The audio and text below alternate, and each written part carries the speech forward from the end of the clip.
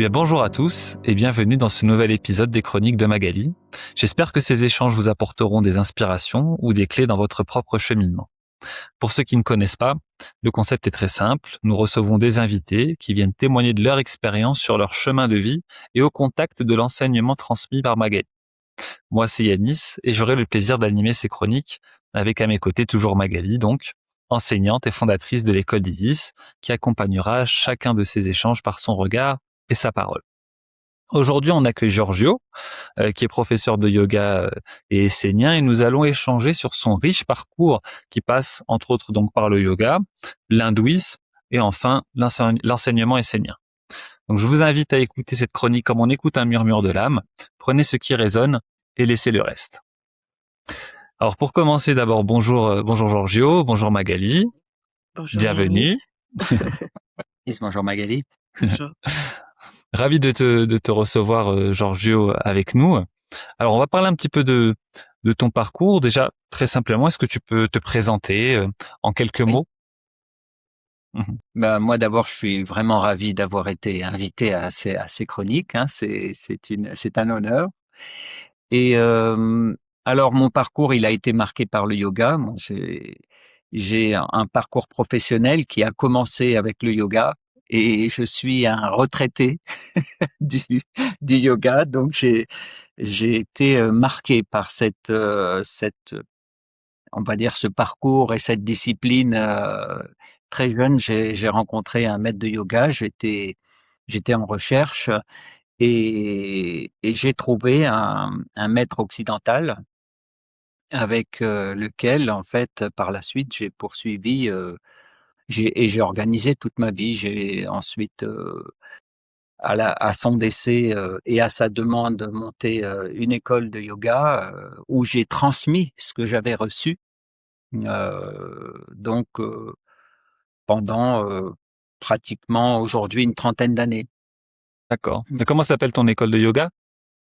Alors l'école elle-même s'appelle Unité et Harmonie et j'ai fondé cette école qui est une association qui a voilà avec beaucoup d'autres formateurs. J'étais pas le seul, j'étais le directeur de l'école et donc j'ai organisé cette association, mais je l'ai fondée dans un centre de yoga que j'ai acheté et que j'ai créé en Ardèche, qui s'appelle Jyoti. Donc Ok, en sanskrit, Jyoti ça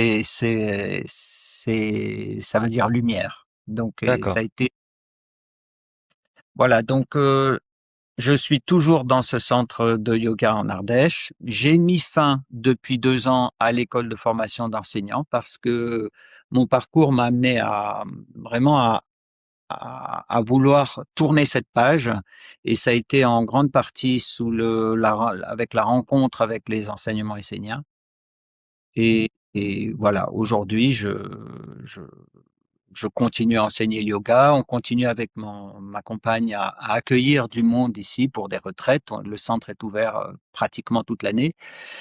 Mais disons que de plus en plus, il y a cette sensibilité de l'enseignement essénien. Mais bon, voilà, tout ce que nous avons appris auprès de Magali, entre autres, avec l'école d'Isis, qui forcément, il imprègne notre façon de transmettre. Mhm. Et D'ailleurs, en parlant de ton cheminement spirituel, tu dis que voilà, l'enseignement essénien, notamment l'école d'Isis, ça imprègne tout ce que tu transmets. Comment ce cheminement s'est fait? Parce que tu es aussi passé par l'hindouisme. Qu'est-ce qui t'a attiré dans cette tradition et comment finalement tu es rentré par la suite dans l'enseignement essénien? Comment tu as découvert tout cela? c'est assez récent pour moi l'enseignement essénien. J'ai rencontré, depuis, 2020, donc c'est assez récent, mais j'étais déjà dans une sorte de il y avait quelque chose dans toute l'approche hindouiste, dans l'approche bouddhiste, avec lequel j'étais rentré presque contrarié. Je portais tout le temps en moi l'idée que la sagesse était en Occident. Moi, j'ai vraiment, j'étais intimement convaincu de ça. Mais j'ai rencontré un maître qui, lui, donc, en tout cas dans le yoga, pour la formation des enseignants, c'est des grosses contraintes. Il y a la formation du tronc commun de la formation des enseignants en Europe.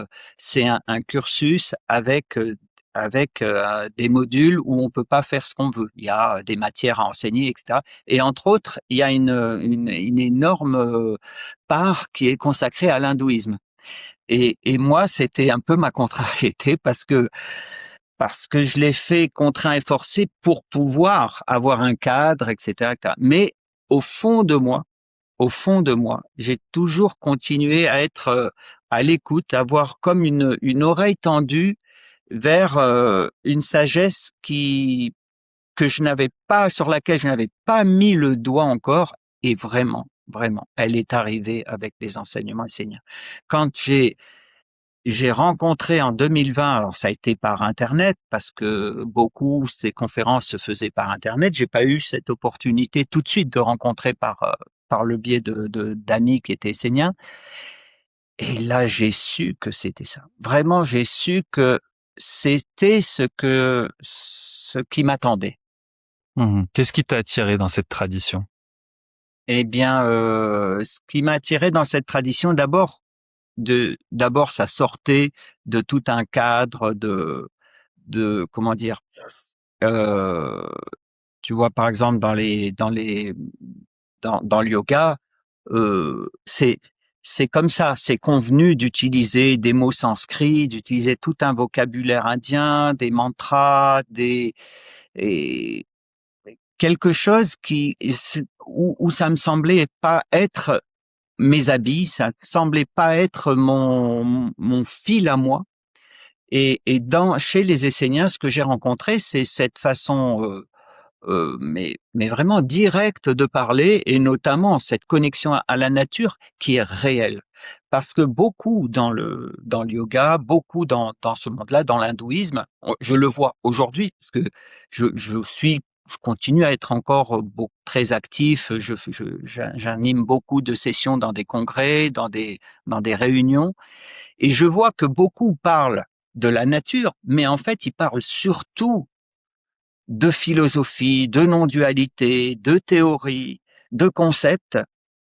Ils sont là à l'intérieur des salles à chanter des mantras, à pratiquer. En fait, ça me semble être à côté de ces enseignements esséniens qui, eux, m'ont mis mais directement en contact avec les sujets, et entre autres, ces fameuses initiations au Panama. C'est vraiment une bénédiction, parce que j'ai trouvé moi ici, mais vraiment un contexte où tout était réuni pour se mettre à notre service, mais vraiment des enseignements de sagesse qui étaient, euh, on peut dire, organisés à tout point de vue, humain, le territoire, la qualité des dieux, la qualité de la nature, etc. Tout était réuni pour me permettre de faire un travail qu'avec le yoga, j'ai fait, mais comme avec quelque chose je dis bien comme contraint, comme pas satisfaisant, pas aligné avec mon être. Mhm. Et ça vraiment, j'ai une grande gratitude envers moi, particulièrement avec cette terre du Panama où j'ai pu faire ces initiations. Certes, c'est un début parce que j'en ai pas fait beaucoup, mais j'ai tellement apprécié, et j'ai vu que là, j'étais vraiment, j'étais vraiment dans un alignement où j'ai senti que voilà, j'avais vraiment trouvé ma place. On va dire ça. Bah écoute, merci pour pour cette introduction de ton parcours. Euh, Magali, pour parler un petit peu plus de ton cheminement spirituel aussi, comment toi tu es entré dedans? Tu as été notamment disciple de Michael Ivanov, etc. Notamment, quelle initiation t'a marqué le plus tout au long de ton cheminement? Bon, déjà, je m'excuse pour ma voix parce que je reviens en avion avec les clims donc j'ai la voix qui a été prise. C'est celle où je me suis retrouvée, face à moi-même, où j'ai dû abandonner toutes mes théories, tous mes repères philosophiques et intellectuels qui me donnaient un sens à la vie, mais je rejoins Giorgio, qui était, finalement, il manquait un côté réel et vivant.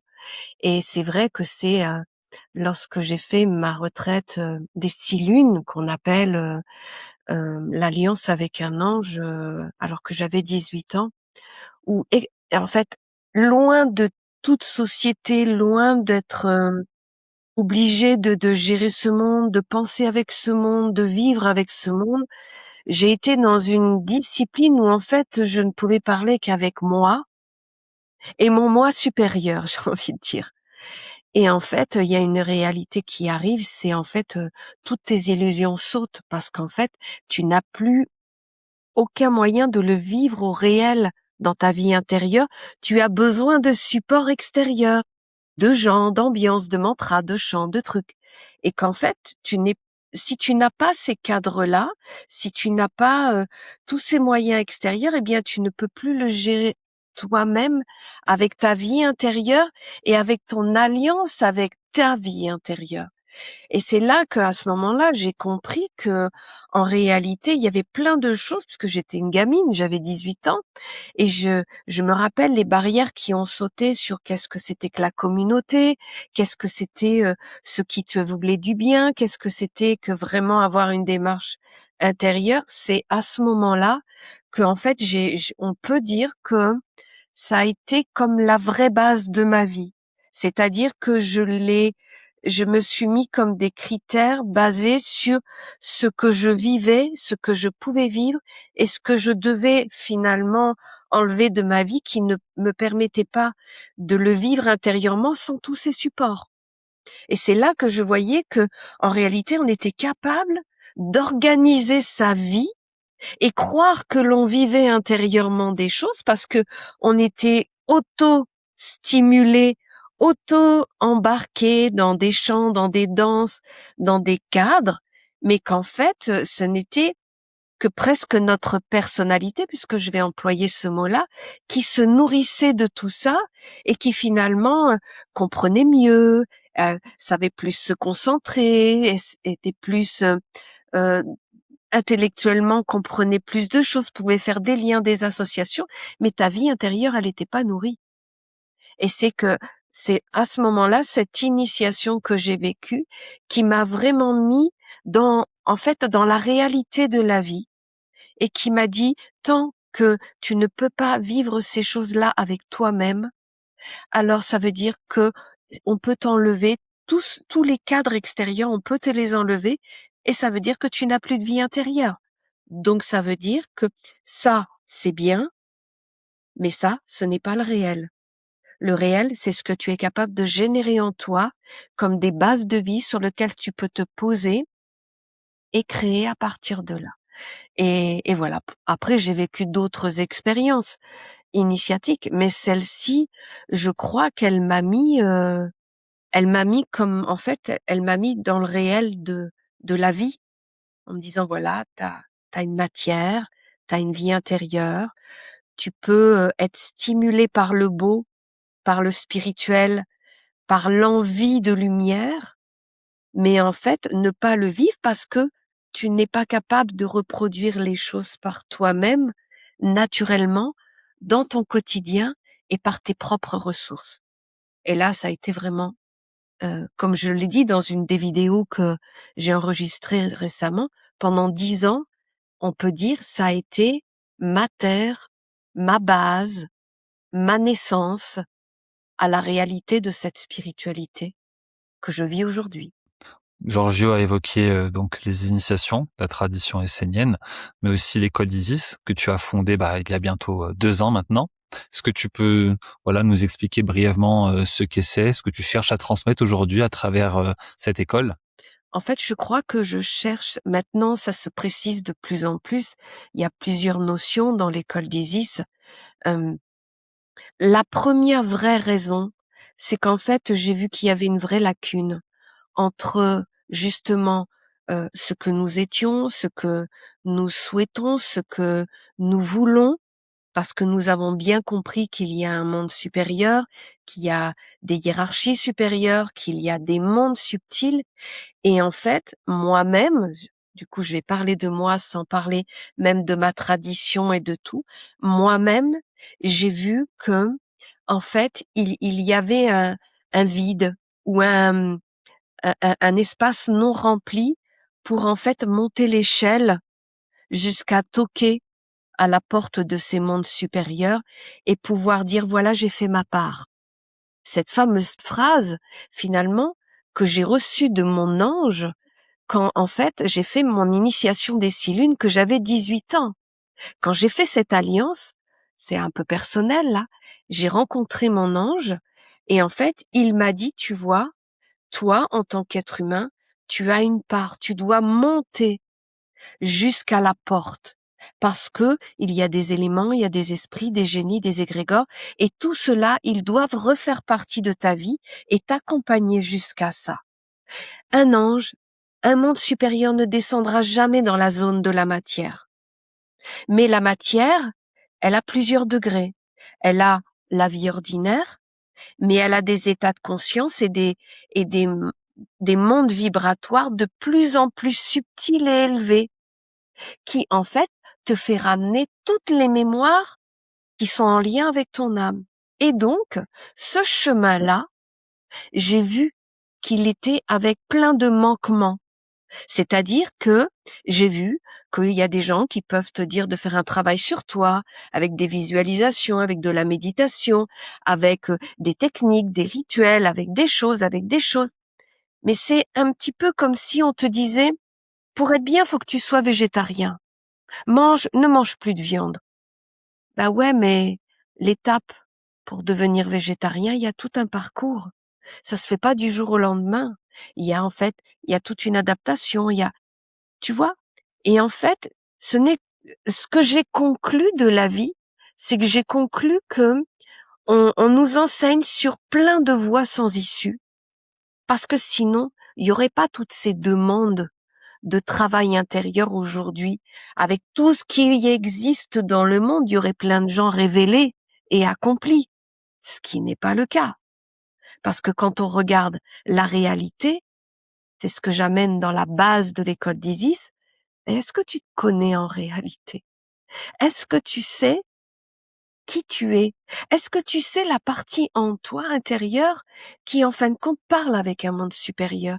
Est-ce que tu connais vraiment tes faiblesses? Est-ce que tu sais les bagages que tu portes qui t'appartiennent pas? Est-ce que, en fin de compte, tu sais ce que tu dois faire dans ta vie? Et en fait, quand tu rentres dans l'école d'Isis et que tu fais juste la première étape, moi, il y a énormément de gens qui m'ont dit, mais c'était pas facile de se regarder, mais c'était tellement nécessaire parce que je n'ai jamais fait le travail de vraiment me regarder moi. Je cherchais juste à combler ou à régler ou à guérir des problèmes que je croyais qui étaient des handicaps de ma vie. Mais en fait, des fois, c'est pas ça qu'il faut aller regarder. Des fois, ce qui te paraît gênant, c'est pas un handicap. Il y a juste à le redoser.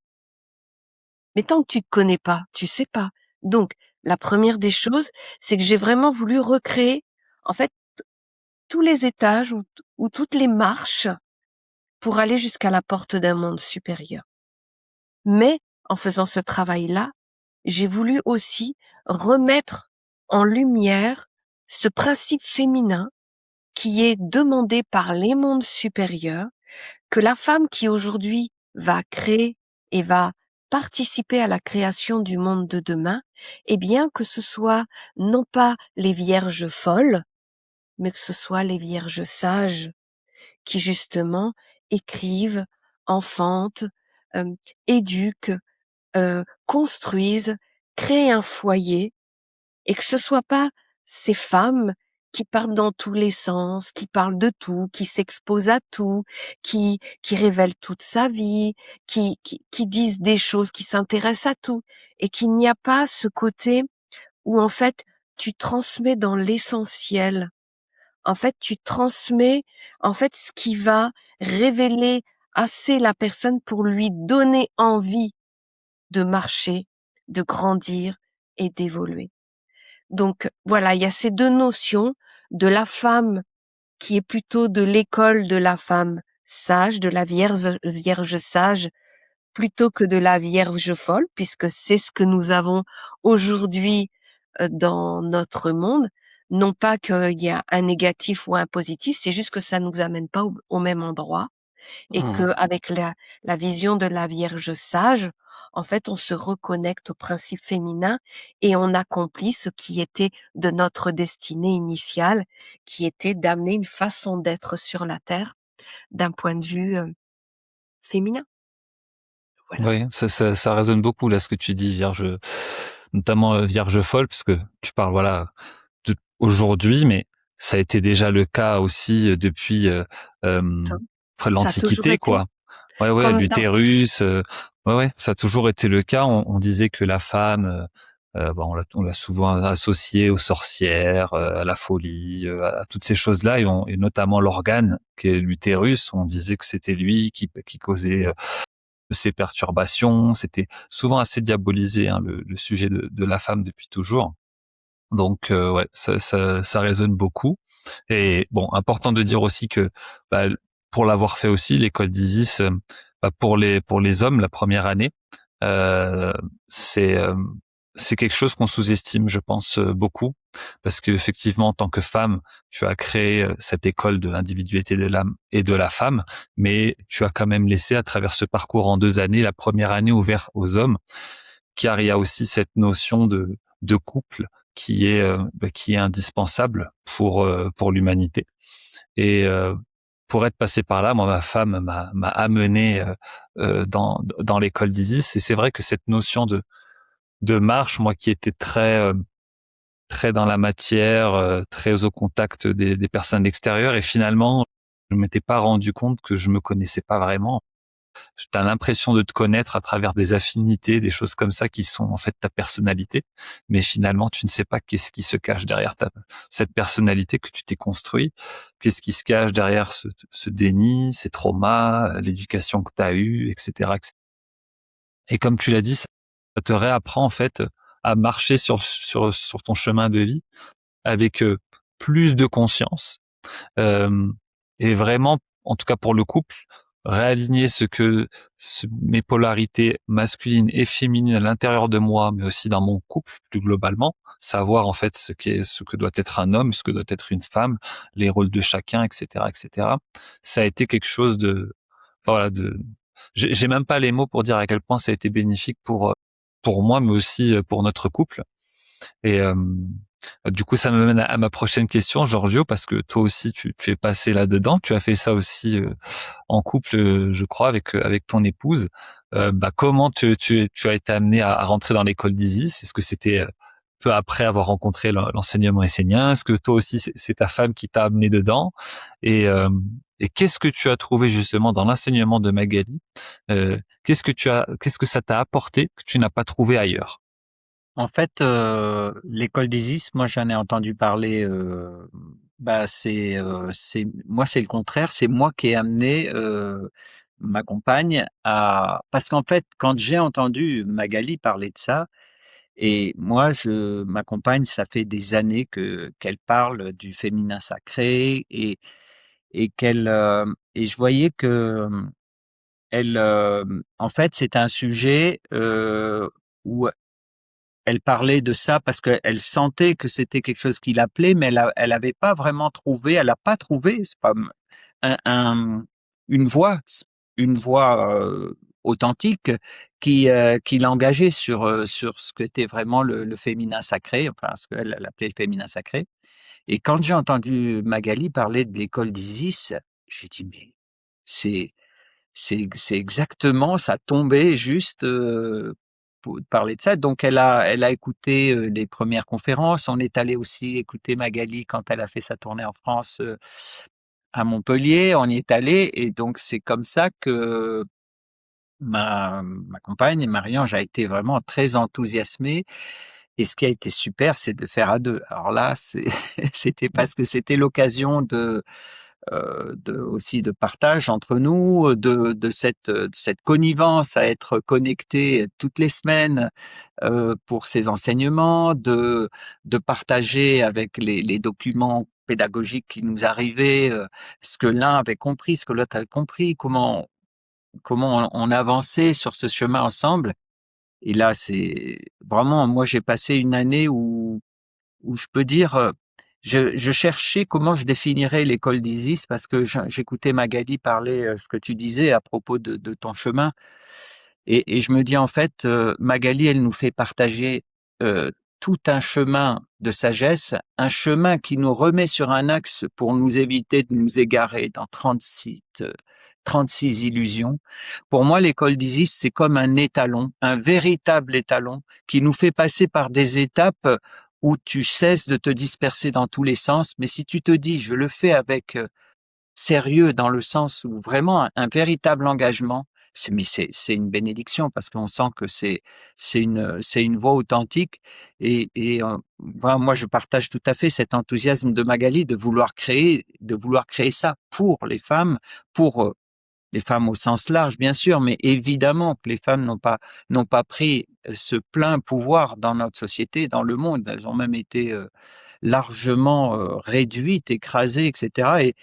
Et je sens que c'est par ce courant quelque chose est en train de renaître et que c'est voilà, moi je trouve ça en tout cas je le vois. Des fois je me dis est-ce que c'est un micro phénomène parce que autour de moi, dans le monde du yoga aussi, on voit quand même des choses. On rencontre des gens qui sont pas tous ceux qu'on rencontre dans la société ordinaire. Ils sont quand même déjà en chemin, en évolution. Mais moi, je vois l'enthousiasme aussi de ma compagne qui continue parce qu'elle fait cette deuxième année. On partage aussi de temps en temps des choses qui sont de cet ordre-là. En tout cas, en tant qu'homme, j'ai complètement trouvé ma place sur cet enseignement. Il y a rien qui m'a, au contraire, j'ai été vraiment tout à fait enthousiasmé. Vraiment, je me suis demandé pourquoi cette deuxième année ne nous était pas permise à nous les hommes. Mais j'entends, c'est très bien. Je trouve que c'est très bien. Si c'est vraiment chouette que à un moment donné, moi je me suis dit en fait, à un moment donné, ma compagne, elle va se mettre en chemin parce que c'est ce qu'elle veut. Elle veut transmettre des enseignements de l'ordre du féminin sacré. Bon, c'est le nom qu'elle leur porte. Et je me suis dit, moi, en ayant fait l'école d'Isis avec elle, en ayant eu cette complicité pendant une année et puis aussi avec la suite, sa deuxième année, je me dis que quand elle va se lancer, je serai là à ses côtés, je serai comme un chevalier servant à son service et ayant cette connaissance de tout ce qui se passe dans cette école d'Isis en trame de fond. Mais je me suis dit, ça me permettra de rester à l'arrière-plan mais d'être à ses côtés et à son service. Une bonne question, Magali, qu'on peut te poser. Pourquoi la deuxième année, justement, est exclusivement réservée aux Ça a femmes? été ça a été un vrai questionnement parce que moi, la première année, en fait, on parle de la structure, monter les marches. Donc il y a pas de principe masculin-féminin. Finalement, on parle de la nature humaine, du rôle de l'homme et de la femme sur la terre. Tout au long de ma vie, j'ai beaucoup été entourée d'hommes. J'étais très à l'aise avec les hommes. J'étais, les choses étaient plus simples, plus basiques, et j'avais plus de mal avec les femmes. Pourquoi? Hem, une sensibilité non maîtrisée qui finalement, me déstabilisait. Heu, Pourquoi? Parce que j'avais une notion, qu'il fallait, tenir la route toujours. Voilà, c'est moi, faut tenir la route, faut pouvoir créer, faut pouvoir et je sentais la femme tellement, des fois, non pas qu'elle soit fragile, mais par des choses, de valorisation, de sentir une femme un petit peu rejetée ou pas mis en valeur, pouvait en fait la faire complètement, perdre ses moyens et j'étais pas à l'aise avec ça. Donc je m'entourais toujours beaucoup d'hommes et en fait, il y a eu, mon cœur qui s'est ouvert aux femmes lors de mes tournées. C'est-à-dire que j'ai rencontré la femme et finalement, j'ai rencontré la femme, mais j'ai pas rencontré la femme justement dans ce que je connaissais d'elle. J'ai rencontré la femme, en fait, dans son origine divine, je vais dire. J'ai vu l'importance magique du rôle qu'elle pouvait avoir. Et j'ai presque, si je peux me permettre de le dire, bon, les gens prendront comme ils le veulent, mais c'est vraiment dans une simplicité que je le dis. J'ai vu que si elle savait, en fait, elle guérissait tous les maux de l'existence. J'ai vu que elle a tellement ce pouvoir d'agir comme dans une danse, comme dans une délicatesse, comme dans une douceur, comme en fait, elle est vraiment comme une danseuse de la vie, et elle est capable vraiment de changer tous les maux de l'existence.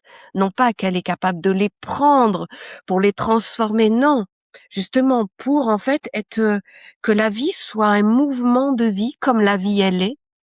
Et j'ai vu cette femme-là et je me suis dit, c'est cette femme-là que je veux remettre en lumière. Je regardais les femmes qui étaient en train de se lever, je comprenais, parce que derrière il y a beaucoup de souffrance. Moi-même, j'étais une chef d'entreprise, donc une femme un peu mec, si je peux me permettre, c'est-à-dire avec un côté, voilà, faut tenir, faut faire du commercial, voilà. Donc j'avais beaucoup, mais et j'ai été maman, tout ça. Ok, tout ça je le connaissais, mais je connaissais beaucoup moins la femme initiée. Non pas que je ne la connaissais pas, mais je n'avais pas trouvé, en fin de compte, je n'avais pas su moi-même euh, entrer dans la femme pour qu'elle se permette d'avoir confiance en elle et de réveiller sa divinité. Je l'ai vu, j'ai su comment faire et je me suis dit c'est là que je dois être. Et donc la deuxième année, je me suis dit je vais pas me mélanger, je vais me consacrer pour ces femmes parce que je pense profondément, et c'est pas du féminin, enfin c'est pas du féminisme, c'est vraiment de l'intelligence, de la sagesse des mondes.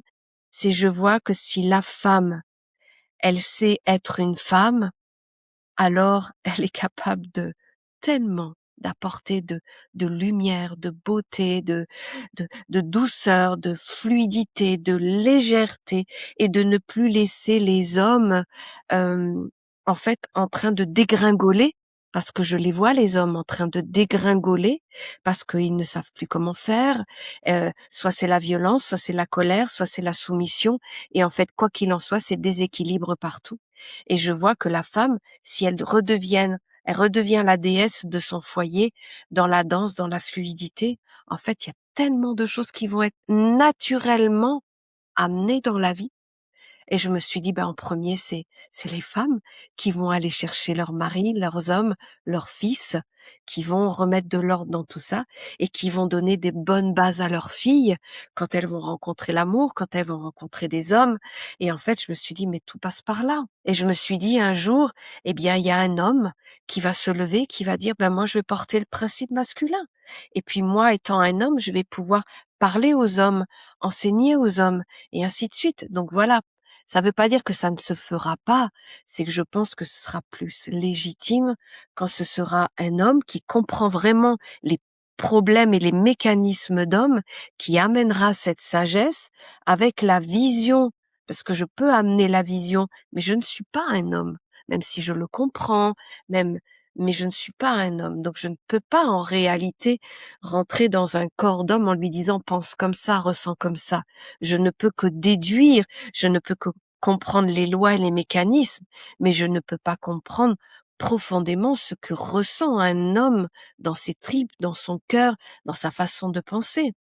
Donc je pense qu'à un moment donné, ça se fera quand ça sera le moment, et quand l'homme qui sera assez prêt à faire ce travail d'abord lui-même pour devenir l'enseignant de tout ça, eh bien, à un moment donné, ça se fera, et puis ça se fera naturellement. Mais en attendant, eh bien, écoutez, moi, je suis là, je suis une femme, je vais m'occuper des femmes, et puis ça sera avec le temps. Voilà pourquoi la deuxième année. C'est vraiment pas parce que je ne veux pas des hommes. Moi, si je pouvais, je ferais vraiment autant pour les hommes que pour les femmes, parce que j'aime les hommes, vraiment, je les trouve beaux, je vois leur côté chevalier, j'ai un fils, j'ai eu un mari, voilà, j'ai envie qu'ils redeviennent des hommes, quoi. J'ai pas envie de les voir se casser la figure comme ils sont en train de se casser la figure. C'est une Mmh. souffrance en réalité. Ouais, ouais, c'est clair. Mais c'est vrai que ça passe beaucoup par la femme et ça passe d'abord par la femme. C'est elle qui enfante, qui donne le sein, qui nourrit et finalement qui nourrit sur tous les plans. C'est surtout Donc qu'elle a une capacité à agir magiquement, dans le subtil. On le dit, la femme, elle a un 6e sens et patati et patata, des choses qu'on répète et qu'on répète depuis des décennies. Mais où est-ce qu'elle est la réalité de cette magie? Eh bien, elle est dans la 2e année de l'école d'Isis où vraiment je réapprends la femme à reprendre sa magie, à reprendre cette magie lunaire qui agit dans l'eau, des relations, du monde, où tout passe par là avant de toucher le corps. Et donc je remets, cette magie, sage, initiatrice et bien sûr en lien avec la sagesse, heu, que ces femmes, elles redeviennent en fait les gardiennes de la tradition. C'est évident, hein, et j'adore ça en plus. toi, Giorgio, qu'est-ce qui Ouais. a changé en toi depuis cette rencontre avec cet Je enseignement voulais, dans je ta voulais manière de juste vivre? Oui, vas-y, je veux rebondis. reprendre ce que vient de dire Magali parce que je trouve que c'est une grande habileté, je trouve, cette vision de Magali de ce parce qu'en fait, ça passera par les femmes. Cette transformation des hommes passera par les femmes et c'est ça, c'est une grande habileté parce que je vois comment en fait, par, tous ces principes de sagesse qui sont dans cette école et puis, tout ce qui est transmis, ça vient réveiller chez les femmes leur potentiel et leur dire: «Mais c'est à vous de jouer parce que c'est ça qui est entre vos mains, c'est ça qui est en vous» et je le vois, je vois ça je trouve ça vraiment très, très beau et je le vois chez ma compagne aussi comment elle est passée vraiment et ça vraiment, mais merci parce que, heu, moi je le voyais, mais je savais pas comment faire.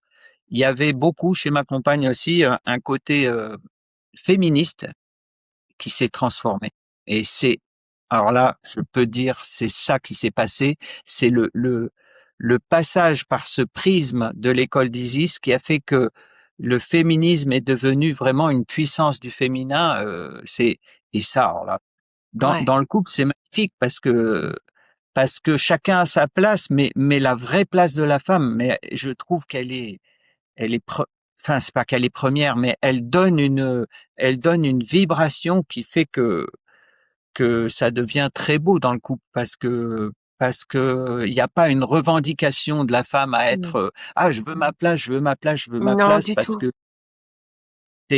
ça passe par du subtil et par quelque chose qui est voilà, je sais pas comment dire, mais d'une grande habileté pour faire que les femmes se réveillent et du coup, prennent leur place sans vouloir, surmonter les hommes, mais avec cette grande sagesse qu'il y a chez beaucoup de femmes, quand, voilà, quand elles sont remplies de cette connaissance et de cette voilà, tu parles de magie, eh bien, elles ont pas besoin d'être des féministes. Elles prennent toute leur place de femmes et je pense que, tu vois, je me dis, mais c'est la guérison de l'humanité passera par là.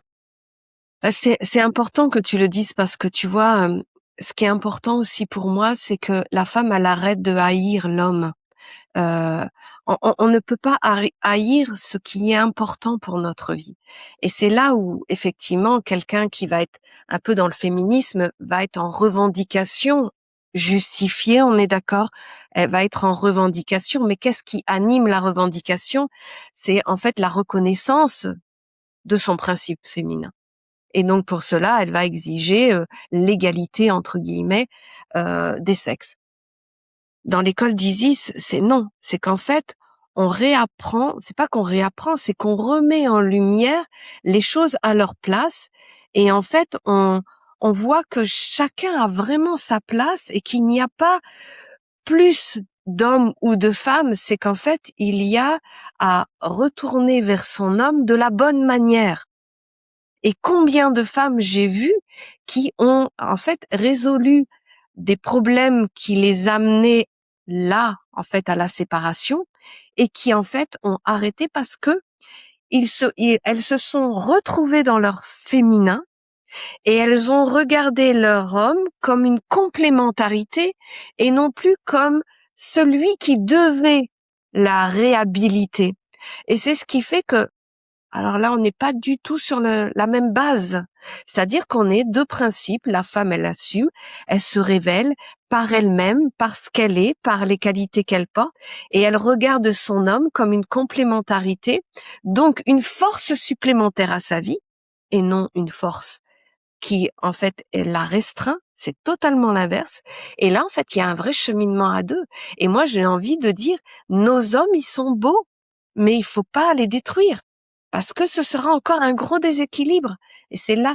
Alors, il y en a qui vont dire, oui, mais il y en a qui ont subi. Mais qui n'a pas subi aujourd'hui? Même si c'est pas nous directement, on a vu nos mamans, on a vu nos grands-mamans, on a vu. Mais même moi, je suis de la génération où j'ai vu les hommes patriarcal en action et effectivement. Donc je veux dire, on a tous vécu des choses difficiles, mais j'ai envie de dire encore, peu importe comment on nous a confinés ou forcés à vivre, c'est qu'est-ce que t'en fais aujourd'hui? Parce que tu peux continuer cela en étant dans la colère, ou tu peux te dire non, on m'aura pas jusqu'au bout. Au moins, moi, je vais me relever, je vais me révéler, je vais reprendre ma vie, voilà, je vais me remettre en lumière moi-même et je vais tout conduire finalement dans la guérison, et en fait, tout le monde sera content de cette histoire plutôt que de continuer jusqu'à la fin à dire attention, les hommes c'est méchant, attention, les hommes ils veulent que du sexe, attention, ne capitule pas quand il fait ça, ou quand il te dit ce mot-là, réagis comme ça. Non mais on va vivre comment à la fin? Tu vis avec ton propre ennemi, quoi. Et c'est ça, tu vis avec ton ennemi. Donc en fait, ce n'est plus une vie, ce n'est plus un couple, ce n'est plus un chemin à deux, ce sont deux partenaires qui doivent, comme dans une société, à part égale, avec chacun doit faire sa part, parce que sinon, on divorce et puis on sépare les biens, puis on en reprend un autre partenaire et puis voilà, c'est en fait ce qui est en train de d'être proposé. Mais je pense que je ne suis pas contre ça, mais je pense qu'il y a un autre moyen. Et qui, Mhm. en plus, nous, femmes, on est tellement heureuses d'être comme ça. Moi, je suis carrément épanouie. Et toutes les femmes, je les vois rayonner, être bien, ne plus être en guerre intérieure, se sentir dans l'action. Oui, il y a un vrai avant et après, c'est sûr, ouais. Mmh. Oui, et puis il y a cette question du couple, parce que quelle qualité de l'humanité on est en train de générer avec les statistiques qu'on voit. Plus de 50% des mariages se terminent par des divorces. Plus de la moitié des couples se séparent 1 an après la naissance du premier enfant. Et des choses quand même qui sont ahurissantes. Comment tu t'analyses ça, Magali? Comment tu réponds à ça? On ne peut pas pallier à ça parce que de toute façon, ça va être la norme. Là où on peut pallier à ça, c'est encore en arrêtant de chercher la validation de l'homme pour exister. Parce qu'en fait, pourquoi il y a des séparations? C'est parce que l'homme ne fait pas tout ce que la femme lui demande pour en fait avoir une preuve qu'elle n'est pas soumise, qu'elle n'est pas en dessous, qu'elle n'a pas de valeur, qu'elle n'est pas aimée. Mais ce qu'elle fait, c'est qu'elle demande encore à l'homme d'exister. Et donc, il y a un moment donné, comme elle n'a pas assez de retour, je ne suis pas assez respectée, donc je ne vois pas pourquoi je prendrais un homme dans ma vie. Ce qui est correct d'après son point de vue. Mais c'est un peu là où je dis à cette femme-là, à ces femmes-là, parce que les hommes, ils ont pas beaucoup changé. En fait, en fait, ils se sont habitués à tout ça. Aujourd'hui, c'est qu'en fait, s'ils ne répondent pas à la demande de l'homme, eh bien, en fait, ils sont éjectés par les femmes. C'est ça, les divorces, c'est pas les hommes, hein. La plupart du temps, c'est des femmes. Parce que, en fin de compte, elles cherchent la validation de l'homme. Encore une fois, elles se trompent. Elles se trompent parce qu'elle ne l'aura pas en lui exigeant de faire offre-moi les fleurs, dis-moi que tu m'aimes, ne m'envoie pas bouler, montre que tu es à mon service, que je suis ta princesse. Mais on n'a pas à montrer, on a à vivre les choses. Donc, des exigences extérieures comme ça par des signes extérieurs, eh bien, c'est sûr qu'à un moment donné, il va y avoir des failles. Parce que jouer à un jeu toute une vie, on s'épuise. Et il y a un moment donné, que ce soit l'un et l'autre, eh bien, on en a assez. Voilà. Donc, en fait, la femme aujourd'hui, la question qu'il faut qu'elle se pose, c'est quand elle va avec un homme, pourquoi? Pourquoi elle va avec un homme? Qu'est-ce qu'elle cherche dans cette relation? Qu'est-ce qu'elle veut vivre? Quel chemin elle souhaite parcourir? Qu'elle ne laisse pas les mariages inconscients se construire. Ça ne marche plus. Le mariage inconscient, il est formaté par nos ancêtres. Donc aujourd'hui, il faut à la base dire, puisque maintenant la femme peut demander, la femme peut exiger, la femme a le droit d'avoir ses goûts et ses envies.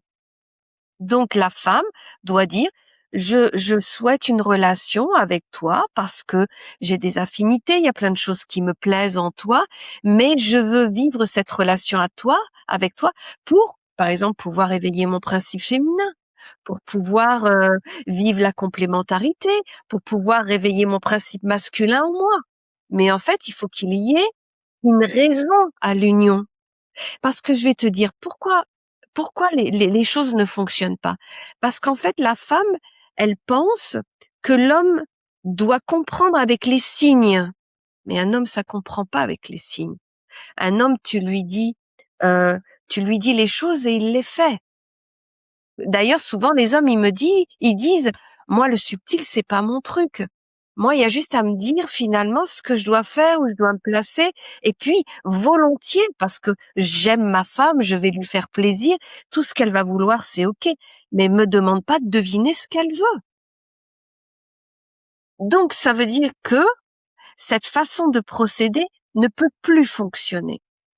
Et donc, comme le langage est ouvert aujourd'hui sur les deux, si la femme dit, moi, ce que je veux, c'est vivre une relation intime à la découverte avec des choses, que je veux vivre mon féminin, que je veux parcourir, enfin bref, ce qu'elle veut vivre. Eh bien, si elle le dit, l'homme, il l'entend. Et là, l'homme, il a un critère. Qu'est-ce qu'elle veut vivre? Puisqu'elle l'a dit. Et donc, lui, qu'est-ce qu'il va faire? Eh bien, naturellement, il va essayer d'aller dans le sens de ce qu'elle veut. Mais tout ce qu'elle ne l'aura pas dit, il va pas l'imaginer. Mais pourtant, la femme, elle voudrait qu'il l'imagine. Et c'est là qu'en fait, on est vraiment Mars et Vénus. Deux mondes séparés qui ne se comprennent pas. C'est pour cela, aujourd'hui, faut pas croire, on a une chance inouïe. Cette chance où la femme peut dire ce qu'elle aime et ce qu'elle n'aime pas. Ce qu'elle veut et ce qu'elle ne veut pas. Comment elle veut s'épanouir et comment elle ne veut plus prendre des choses des ancêtres. Encore faudrait-il qu'elle le sache. Oui, oui, et Mais qu'elle le sache. Mais bon, après, il y a des degrés différents. Mais même de base, par exemple, je sais pas, si elle veut faire, je sais pas, elle veut passer sa vie à faire de la danse et que son mari, ben, c'est pas son truc. Par contre, s'il sait que c'est vraiment son truc parce qu'elle l'a dit, eh bien, il va l'accompagner, il va la soutenir, il va être là, comme a dit Giorgio, pour sa femme quand elle va vouloir se révéler. Parce que l'homme, il est pas contre la femme, c'est qu'il la comprend pas. Par contre, si la femme, elle dit, voilà, moi, la danse, c'est ma vie. Donc l'homme, il va jamais, en fait, essayer de l'empêcher de danser. Par contre, si un jour, il voit sa femme un jour faire de la danse, un jour pas faire de la danse, lui, il va dire, ben, en fait, elle est pas vraiment attirée par la danse. Mais non, c'est son rythme à la femme. Elle fonctionne comme ça. Il n'y a pas à regarder comment elle fonctionne. Par contre, si elle a dit, ma vie, c'est la danse, ma vie, c'est la danse, même si pendant 6 mois, elle danse pas.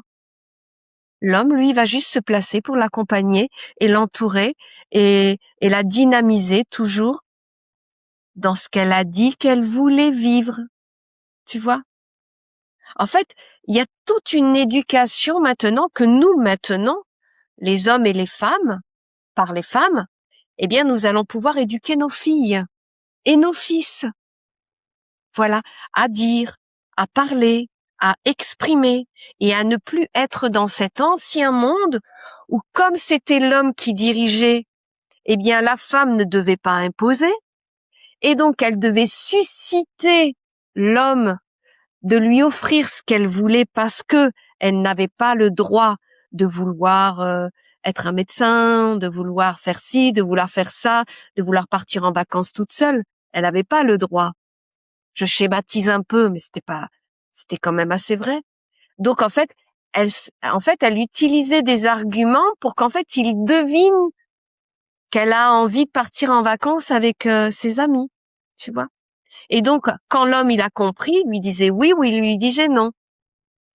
Alors qu'aujourd'hui, une femme qui va te dire au début de relation, moi partir avec mes amis une fois par année, c'est un truc incontournable. Le mari va pas se braquer. Ou alors, il n'est pas du tout d'accord et dans ces cas-là, la relation ne se fera pas. S'il n'a pas ces valeurs-là et qu'il n'est pas capable de dépasser ça, eh bien au moins l'histoire, elle s'arrête là. Et c'est bénéfique. Et c'est bien. Donc en fait, aujourd'hui, on a une chance énorme, c'est-à-dire qu'on a le moyen de dire, d'exprimer, de partager en fait ce que nous voulons intérieurement dans notre vie et de s'octroyer la chance et le bonheur de le faire à deux. Si on est OK pour, l'homme doit faire pareil, hein, bien sûr. Si l'homme dit, moi, dans cette relation, je veux découvrir ça, je veux vivre ça, je veux expérimenter ça, je veux réaliser ça. La femme, elle entend le projet. Et au moins, on le sait sur quoi la relation est basée. Et après, ce n'est qu'une histoire de construire ce projet de base en se rappelant toujours que, à la base, on est ensemble pour se permettre de vivre ça. Et alors, en fait, les choses, elles sont beaucoup plus simples après. Bref, il y a toute une rééducation que j'apprends d'ailleurs dans l'école d'Isis aux femmes. Ah voilà, à comprendre ces mécanismes, à savoir comment faire. Et finalement, et je leur dis, vos filles, vos petites filles, eh bien, transmettez-leur cette sagesse pour que, en fait, elles soient au fait de comment ça fonctionne et comment se positionner pour se donner la chance que ça marche et que ça fonctionne. Et pas attendre la cata pour se dire comment je peux régler le problème. Quand c'est fait, c'est compliqué. Je dis pas que c'est impossible, mais c'est plus compliqué. Ben, j'écoutais attentivement Magali. Je trouve que le mot qui reflète ce qui se passe avec cette école, c'est l'éducation, une rééducation des femmes pour que se révèle cette beauté, parce que c'est une force incroyable qui dort depuis des siècles. On a l'impression que C'est ça. c'est ça qui est à réveiller. Alors tu dis, mais si on écoute Magali dire et tout, oui, ça n'a pas l'air très compliqué, mais il faut toute une rééducation par laquelle moi je voulais aussi témoigner de la richesse que ça a été dans le couple, parce que tu me demandais tout à l'heure qu'est-ce que ça t'a apporté. Moi, j'ai trouvé mais une extraordinaire réharmonisation de notre couple. Entre autres parce que eh bien, à chaque fois, si tu veux, ça dure une année. Donc il y a toutes les semaines ces conférences avec lesquelles on a des sujets. S'il y a des sujets que tu as oubliés, je peux te dire que sur la trame par laquelle tu passes, à un moment donné, il y a un sujet qui se révèle où tu avais oublié tel aspect, telle dimension dans le couple, etc. Et là, tu dis, bah tiens, ça, c'est l'occasion de réharmoniser. Et et c'est ça que je trouve j'ai trouvé très très riche cette hyper harmonisation, parce que il y a plein de sujets que finalement des petites choses, hein, mais les petites choses sont sont des grandes choses finalement, et ça recrée une force d'harmonie incroyable. Et je le vois, ce que tu dis Magali, de comment dire? Je vois comment, moi, je l'observe aussi, parce que il s'est passé de presque une année depuis la première année de l'école d'Isis, et je vois que Marie-Ange, elle fait la deuxième, et je le vois comment, heu heu, presque presque sans rien dire. Comment, par sa manière d'être aujourd'hui, elle fait passer des messages où il y a une force qui s'exprime. Euh, j'ai vu vraiment des gens la suivre, si tu veux, comme comme des gens qui ont compris que à travers ces mots, les quelques mots qu'elle disait, etc. Et il y avait une force qui se dégageait.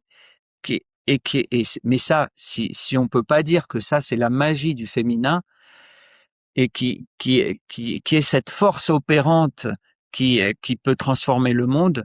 Moi, je le vois à travers des petites choses avec Marie-Ange. Euh, alors j'ai pas l'ombre d'un doute. Hein. Je vois comment elle a pris une place qui est venue de cette transformation du féminisme en puissance du féminin et et euh, et comment ça opère, mais incroyable quoi. C'est incroyable. Ça opère sans qu'elle ait besoin de faire les gros bras du féminisme. Hein. Mmh. Ça opère par des grandes qualités du féminin, la douceur, la patience, la subtilité, et la simplicité aussi. Et tu dis mais comment elle a tout ça, ça s'est embarqué. Euh, euh, Presque avant, il aurait fallu, elle était en difficulté dans certains sujets et tout, mais là, elle dit quelque chose et paf, ça s'est fait. Je le vois à travers les groupes parce on a très souvent des groupes à la maison et comment en tout cas ces sujets du féminin se se mettent en mouvement et en force.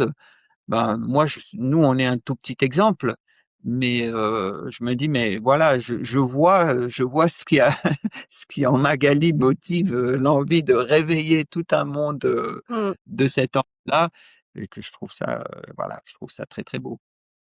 Bah, écoute, en tout cas, merci, hein, pour tout ce beau témoignage. Merci Giorgio. Peut-être un mot de la fin. Magali, qu'est-ce que tu auras envie de dire peut-être à celles et ceux qui hésiteraient peut-être encore à s'engager sur cette voie? Profondément, profondément, je pense que c'est le chemin aujourd'hui. Parce que c'est ce que j'aurais aimé trouver tout au long de ma vie, ce parcours où si j'avais pu être moi tout le temps, Mmh. Ouais. je ne sais pas ce que ça aurait pu donner, je ne peux pas l'imaginer. Mais en tout cas, j'aurais vécu avec beaucoup moins d'inquiétude, de peur, de mal faire, ouais, c'est ça, de mal faire, que ce soit au niveau de l'éducation de mes enfants, de mon couple, de mon travail, de mon chemin initiatique. Il y avait euh, toujours cette part de soumission féminine. Attention, fais pas n'importe quoi parce qu'à cause de toi, tu peux faire des bêtises, tu vois. Et quand je regarde toute la trame arrière-plan qu'il y avait derrière, eh bien, il y avait ce féminin enfermé en moi et dans énormément de femmes qui fait qu'en fait, je n'ai jamais été vraiment pleinement moi-même dans la révélation de ce que j'étais au niveau de mon cœur, ma tête et tout. Et que là, grâce à ce que j'ai mis en place et grâce à toutes ces femmes que j'ai rencontrées, en fait, j'ai apporté ce qui était manquant et qui fait qu'aujourd'hui, la femme peut avancer sans avoir peur, peut en fait s'arracher de soi-même, cette notion toujours un peu coupable de mal faire, d'être inquiète, tu vois, et qu'en Mhm. fait c'est justement, et c'est ça que le mot de la fin, c'est on peut se révéler sans entrer dans la guerre, mais on peut se révéler en révélant la beauté de ce que nous sommes. Et, et, et j'ai envie de dire à toutes ces femmes qui hésitent, mais n'hésitez pas, quoi. Vraiment, vous n'allez pas être déçus. Vraiment pas. Je le pense profondément. C'est pas parce que c'est moi qui l'ai fait, c'est parce que je l'ai fait parce que moi-même, je suis profondément convaincue que j'apporte le chemin que j'ai retrouvé, qu'on ne m'a pas enseigné, mais que j'ai éprouvé avec ma vie et que je transmets avec les autres et que d'ailleurs, je le fais avec ma famille, avec mes enfants, avec les gens qui vivent autour de moi. Donc c'est pas un truc comme dans les entreprises où je vends quelque chose ou je propose quelque chose, mais je l'applique pas dans ma famille. Moi, je Mmh. l'applique pleinement parce que je le crois profondément. Voilà, ce sera le mot de la fin. Écoutez, merci Magali pour ce mot de la fin. Merci Giorgio pour ta présence, pour ton témoignage. Et puis, écoutez, je vous dis à très bientôt pour un prochain épisode. Passez une belle journée et à bientôt pour un prochain épisode. Bye Merci. bye. Bye bye. Merci Yanis, merci Magali.